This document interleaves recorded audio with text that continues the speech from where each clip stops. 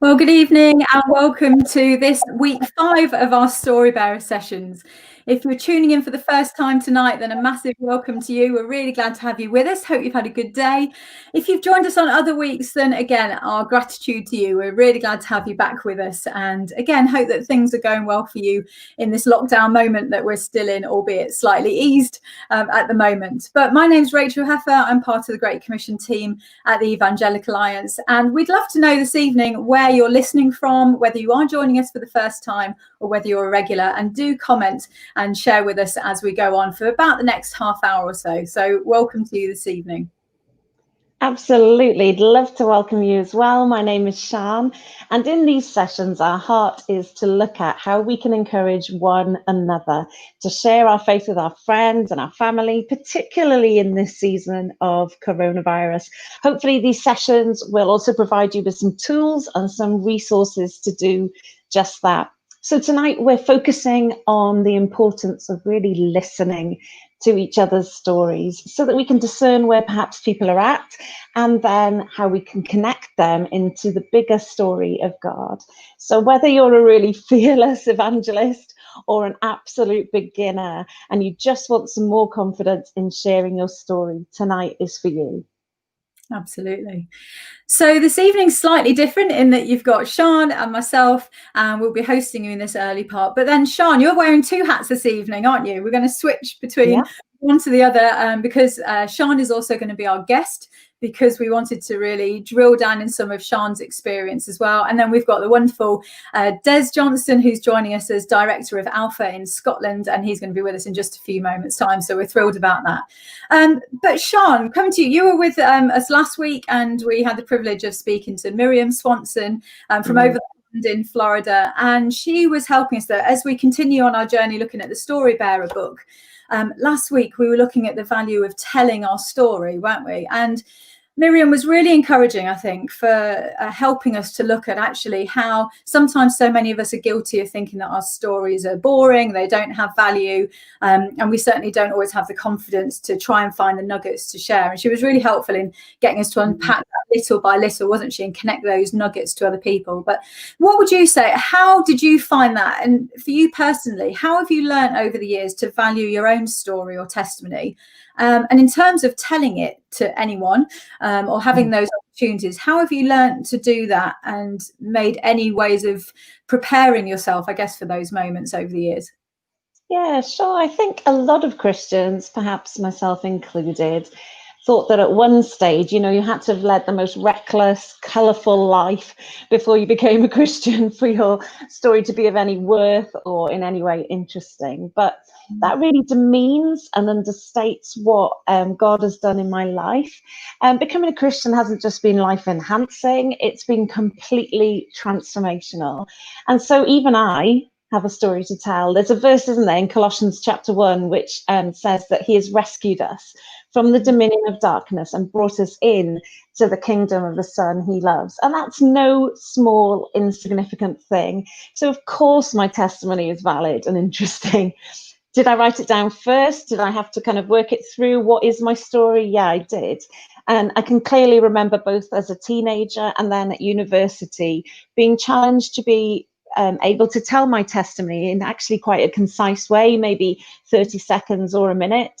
And so, yeah, I think being prepared and knowing what you want to say and how to say it is really key. Brilliant. Yeah, we sometimes talk of the, I know as a youth worker by background, the matchstick gospel, where you can kind of light a match and tell your story, even in the 30 seconds or so that it takes for the match to burn down. But really helpful to hear that, like you said, there's an element of being prepared for it, not just putting ourselves on the spot and being off the cuff. But that's really helpful too. As you know, we both work together at Evangelical Alliance. It's been amazing over the last few weeks, hasn't it, to actually do a survey of church leaders from across the country. And amazingly grateful to the 1,000 or so church leaders and organisations that have come back to us, telling us how they're finding this moment of the coronavirus season that we find ourselves in, and what the needs are and how things look moving forwards. But one thing that came out of that survey that really was interesting to me, and the survey results go live this week, don't they, on our EA website if people want to see it.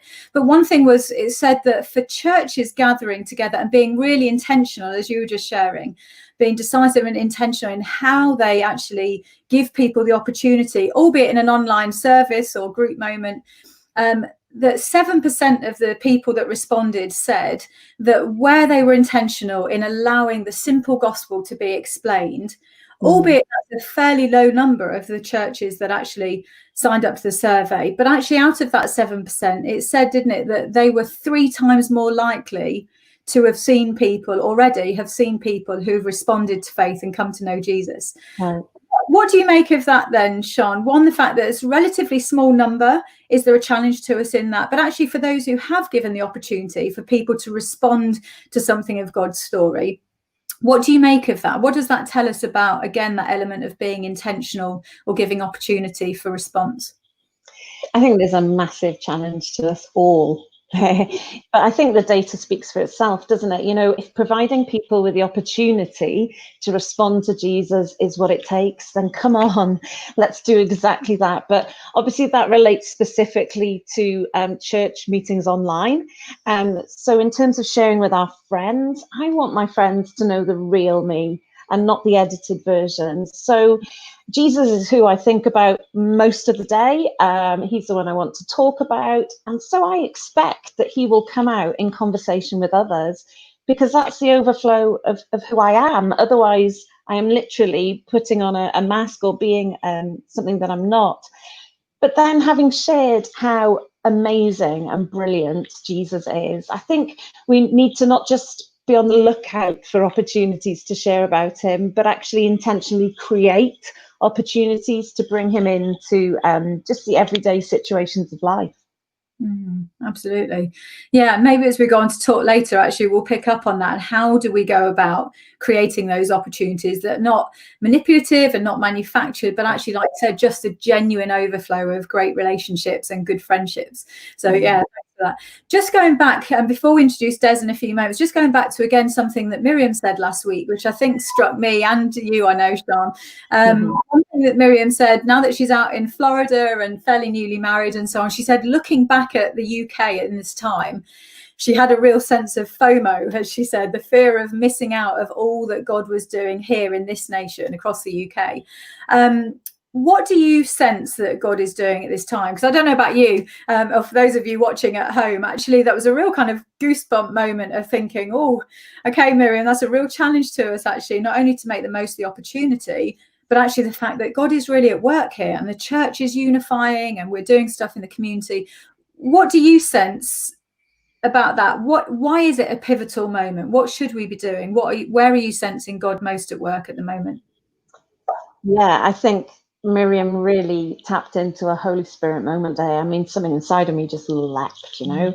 And I just want to affirm, first of all, that, yeah, God is really on the move. I mean, I was chatting to a church leader just today who's, at a guesstimate, got probably 150, 200 people max in his congregation. He was saying, you know, they are regularly averaging over 1,500 people every Sunday in terms of viewers online. And so, you know, that's an incredible amount of growth. But, you know, Christians at the moment are at the forefront of tackling all of the issues and challenges that the nation is facing. So whether that's feeding, clothing, counselling people, chatting to the lonely, you know, this is what we do 365 days a year. It's not something new for us.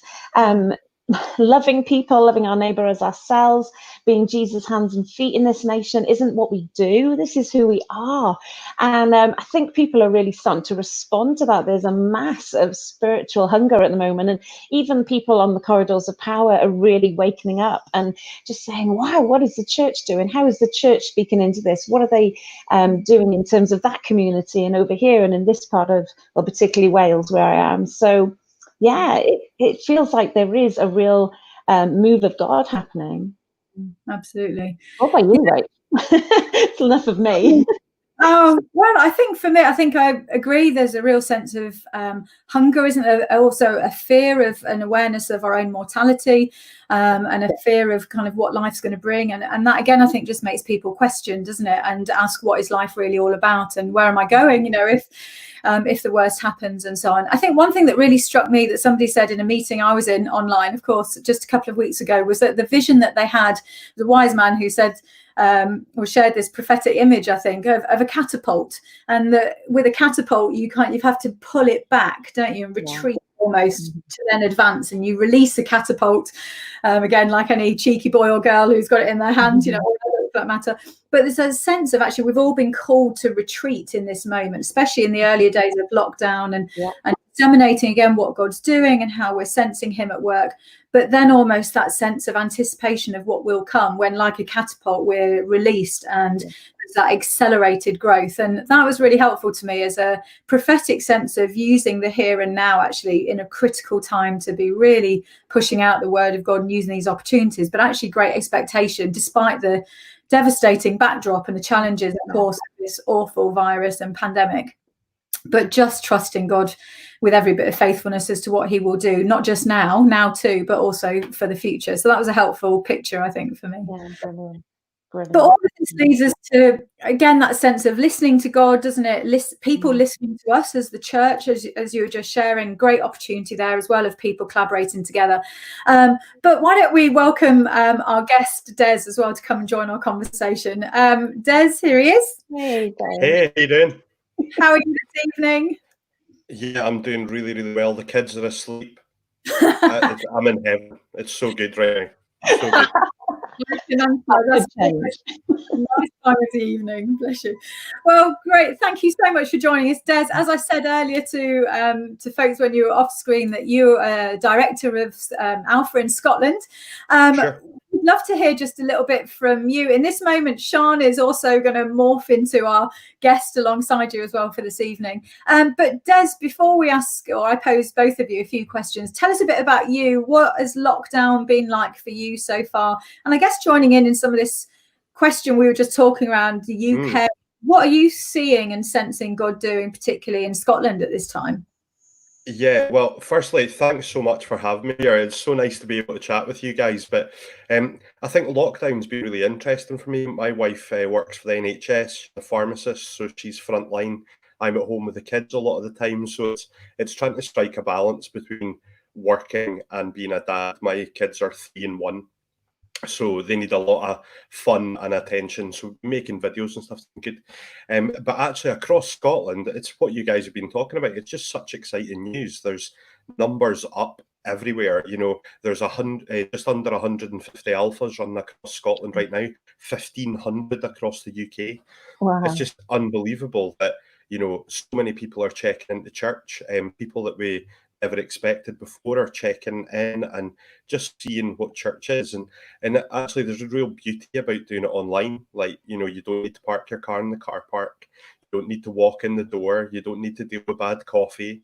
You know, you can actually just spend time engaging with what's going on. And it's almost a little bit, in fact, a lot of ways, it's a little bit like Alpha. It's like, you know, Alpha's sometimes about trying on Christianity, seeing if it fit for 12 weeks, and then at the end of that, deciding whether you want to be in or out.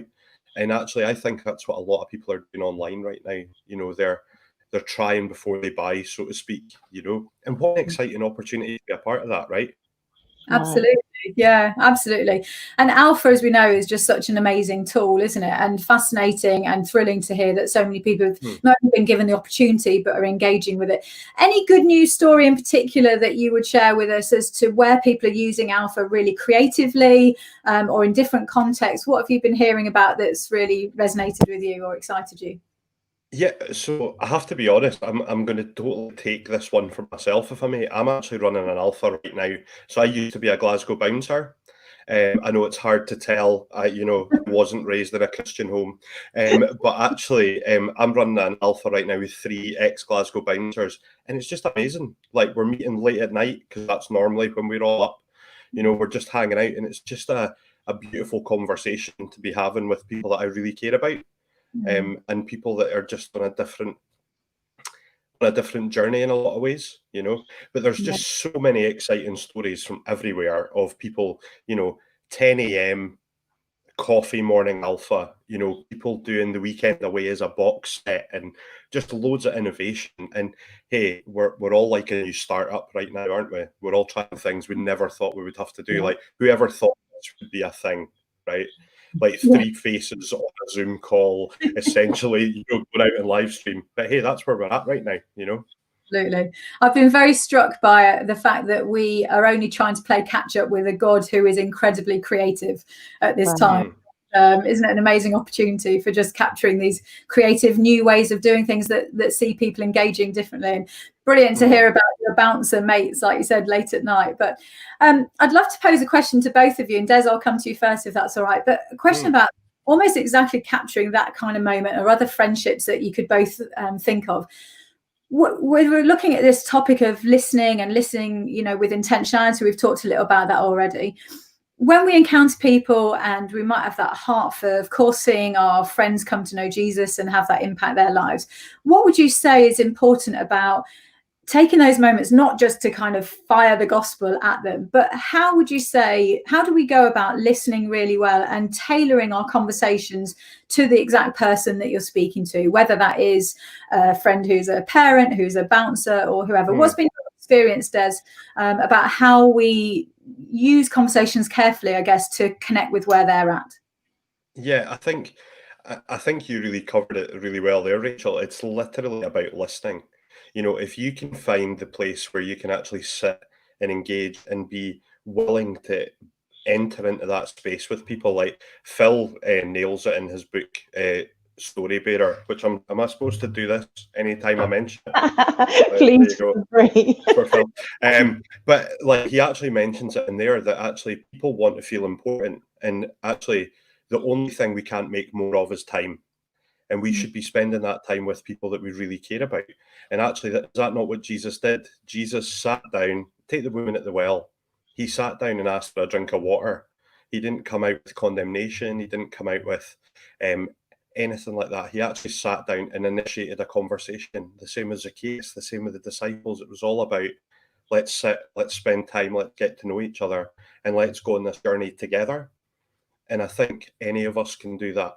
You know, I think the trick, or the tripping up for us sometimes, is that we're looking for this evangelism silver bullet, you know, where you're going to suddenly go, oh, isn't the weather sunshiny? Yes, that's because God provides sunshine. Would you like to become a Christian? They say, yes, of course, that's wonderful. Like, that just doesn't exist. You know, it's about taking time and actually genuinely having integrity and saying, I care about you. No matter what goes on, no matter where we're at, I care. Because I love you, because Jesus loves you. You know, it's that simple. Absolutely. Yeah, brilliant, Des. Thank you. And Sian, can I ask you the same question? What's been your experience? Yeah, I think, first of all, it's really important to differentiate between listening and hearing. You know, that we can hear somebody, but we're not really listening. So to listen rather than just, you know, have the information come to us is really important. Unless we dignify people by really listening to them and giving them our full attention, then really what's the point? Because then by listening, we are just giving them an opportunity to open up. We're giving them an opportunity to let us into their lives. And actually, is there anything greater than that privilege of just being invited to be part of somebody's life? Friendship is just such a crazy privilege. And so I just relish that opportunity of going deeper with people. And I think that listening being such a shortage skill at the moment, people just love it if they know that they've got your attention and they can say things as they are. Definitely. Yeah, brilliant. It's really helpful. Thank you. I wonder if I can probe a little deeper then, because you both mentioned about that sense of listening really well, the genuine sense of friendship and relationship, life on life. How then would you say, if somebody's there thinking, okay, I get that because I really do care about my friends, but how do I phrase a question that takes us that little bit deeper into something that's maybe not just about hobbies or interests, but about the real values of life or values of faith? what can you recommend or give top tips to people of how do you phrase even the questions? How might you ask someone something that just leads in a certain way to open up a conversation that could lead to a conversation about faith? Des, can I ask you first? Yeah. I think that's a massive question, and Miriam actually did a much better job of answering it kind of last week than I ever will. But I actually think it's virtually impossible to come up with a method or a plan, because it all comes down to that individual. Like, you know, the people that you care about. Like my 3-year-old daughter, I speak to her very differently to how I'm speaking to you guys right now. You know, I shape my conversation. I have to use different examples. You talk in a totally different way, and we do that almost instinctively. And it's actually just about creating the space for that to be okay. Like, I don't think we need to heap ourselves with pressure about, I need to say a phrase that's going to make something happen, because actually that's the Holy Spirit's job. My job is to be a signpost to the gospel, just stand there and say, hey, like, you know, if Shan's having a hard time and she gives me a call, like, I can say, hey, like, dude, I love you. Like, when I'm struggling, I pray. I'm going to be praying for you. Is that okay? Like, that is the start of the conversation. Like, it doesn't need to be anything more than that. And that little nugget might take 2 years to develop. That's right. And we need to be okay with that. You know, we need to be okay with seeing the small things. Like, if we truly have faith like a mustard seed, we need to start having mustard seed moments, not mountaintop moments, you know. Yeah, brilliant. Yeah, and actually you saying that is, I'm sure for lots of us, very releasing, isn't it? Actually, Sean, you respond to that, but releasing in the sense, and going back to what Miriam was saying last week, it's those little nuggets, isn't it, that sometimes just connect the dots. But Sean, any thoughts from you again as to that, how we ask those questions, how we allow those opportunities to come about?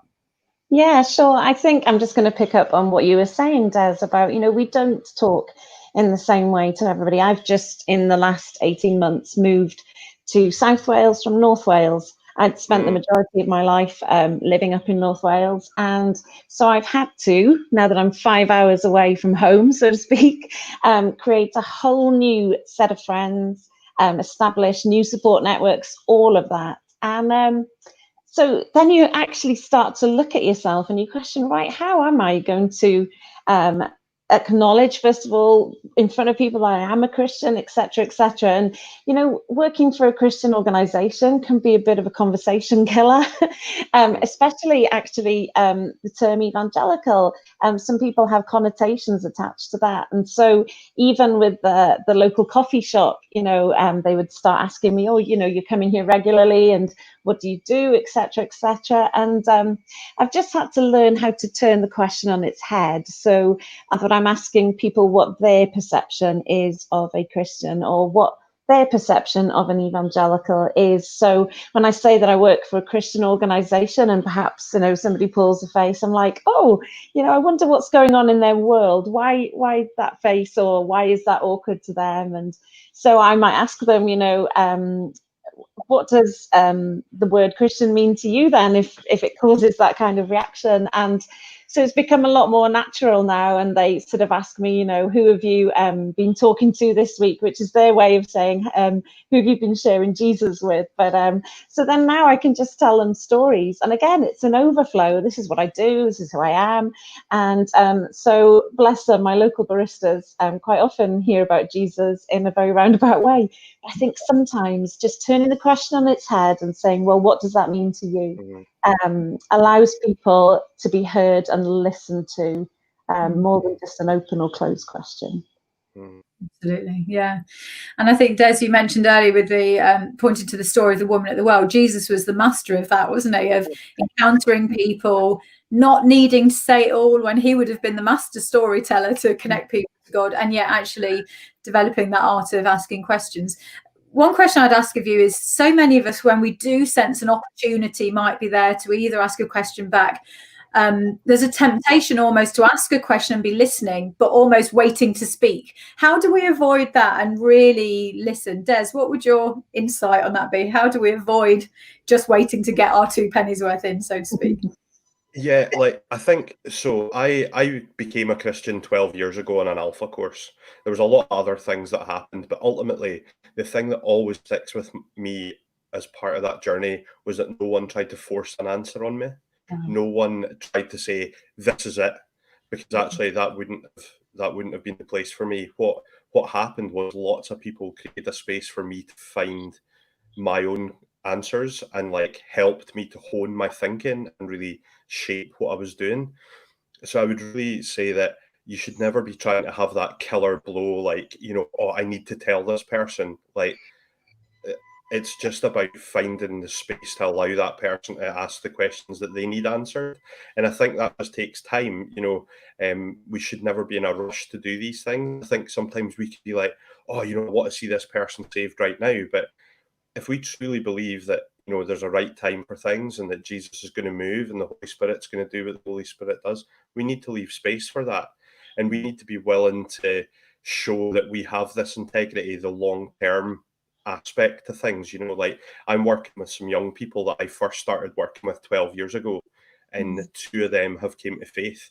That doesn't mean I drop them. It means that I continue to work with them. I continue to listen to them. I continue to share my love of Jesus with them. But actually, if they never come to faith, that's still okay. Like I'm still showing a great example of what the kingdom of God looks like to those guys. Yeah. Amazing. Yeah. Sian, anything you want to add to that from your experience? Again, maybe examples in your life, as Dez has shared there, it's often not overnight, is it? But the intentionality is high, but almost like secret pastoring, isn't it? You know, and that concept of being along. But Sian, I know you're passionate about that life on life journeying with people. And again, what would your advice to others be around that? I think relationship is key.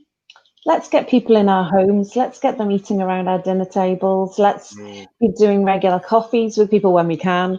But even online, you know, why not just check in on somebody and how they're doing? We are in this for the long term. We are not in this to just get people to make decisions or to become converts. We want to actually see disciples made, disciples of Jesus.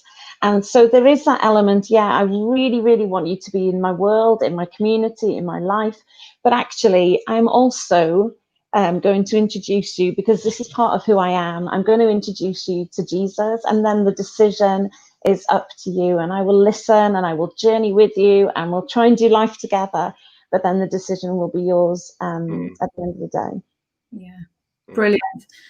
Brilliant. Well, thank you both so much for sharing your heart on that. Des, just before you leave us, I'm just going to come back to you and say, what would your challenge be as to where prayer focuses, or prayer is part of this journey as well? Because surely as we're listening and doing life, there's an element of prayer as well. What would you share with us, those at home listening as well? What's the challenge to us in that? Yeah, like I genuinely believe that evangelism is a direct result of prayer. Like I've never really done any research on it, but I know from my heart and my passion, like if I'm praying for things, I'm rattling the sky and I'm waiting for God to respond to that. And actually, I need to be praying for the people I want to see saved. You know, there's the famous story of the speaker, D.L. Moody, who had a list of 100 people and he prayed for them every day, and 96 of them came to faith. And the last 4 came to faith at his funeral. You know, I don't know if that's a true story, but it's a great story, right? It just sets the example for what we should be doing. We need to be heartfelt and hungering to ask to see people come to faith. I asked God a couple of years ago when I took over this role as director. I was like, I want to personally see loads of people come to faith. And since then, I've seen about 300 people come to faith. And that's amazing. And it's not because I'm doing anything differently. I am still a disaster zone of a guy who falls down and isn't the best Christian and isn't the best dad. I love Jesus. And actually, when you point to Jesus, he does that stuff. He makes the failings of us fill in. And we just need to be able to have the boldness to allow that to happen. Yeah, amazing. Yeah, thank you, Des. It is that sense of, as you said though, isn't it, being available, spotting the opportunities and praying blooming hard behind the scenes as well, that be at work in the lives of those that we care about and live amongst. So yeah, absolutely. Well, Des, we're going to say huge thank you to you. Lovely to have you with us. Bless you for all. Be here, guys. See you later. Thank you. Take care. We'll see you again soon. And Sian, thanks to you as well so much for sharing some of your life and your part as well with us. we're going to wrap up in just a few moments, but before we do that, we tend to, over every one of these Story Bearer sessions, throw out a challenge to you, but also to ourselves for the week to come.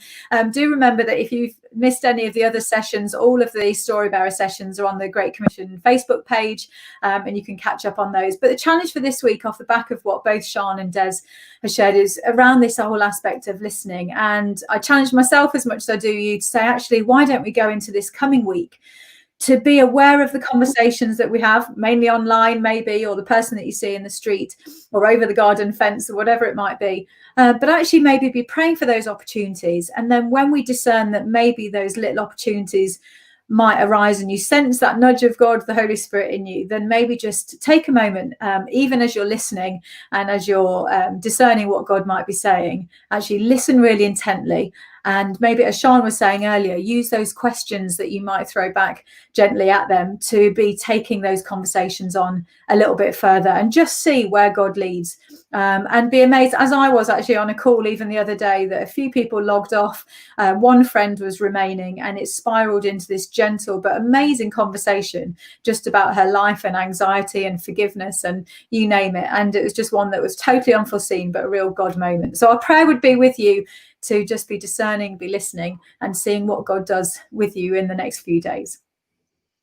Amazing. Thanks, Rach. So thank you, our audience, so much for joining us. Don't forget that you can delve much deeper into all of this by taking a read of Phil Knox's brilliant book, Story Bearer. But also you can head over to storybearer.com or the Great Commission Facebook page, or even the EA website, which leads me directly and neatly to ask you if you would consider this evening becoming an individual member of the Evangelical Alliance. Now is a better time than ever to add your voice to the growing number of people who are uniting to say, yes, I want to make Jesus known across this nation. How many of us know that where there is unity, God commands a blessing? It's just £3 a month to join, and it's still £3 a month if you want to join as a couple. And that £3 will help us to resource your life, and it also gives us the privilege of representing you on the corridors of power across the UK.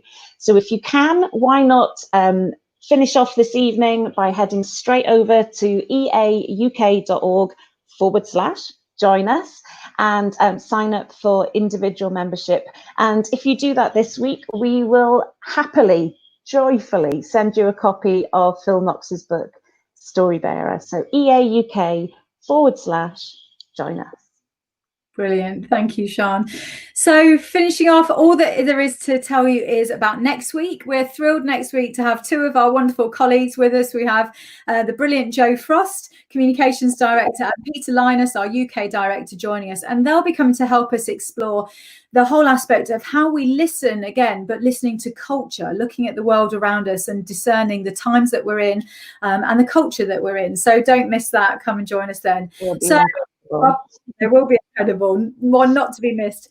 So do come back and join us. Sian, wish you a good week. Wish you a good week for all of you that are back at home. And we'll be in the same time, same place next Wednesday at 8 p.m. God bless, and we look forward to seeing you then. Take care. Bye.